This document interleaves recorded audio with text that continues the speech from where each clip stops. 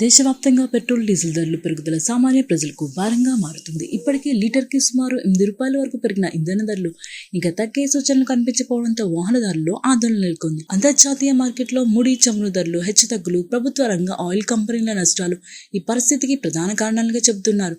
చమురు మార్కెటింగ్ సంస్థలు భారీ ఆర్థిక నష్టాలు ఎదుర్కొన్నాయని, వాటిని పూడ్చుకోవాలంటే పెట్రోల్, డీజిల్పై మరింత ధరల పెంపు అవసరమని కేంద్రానికి సూచించినట్లు సమాచారం. విశ్లేషకుల అంచనాల ప్రకారం కంపెనీలు పూర్తిగా కోలుకోవాలంటే లీటర్కి ₹28 నుంచి ₹33 వరకు ధరలు పెరగాల్సి రావచ్చని చర్చ జరుగుతుంది.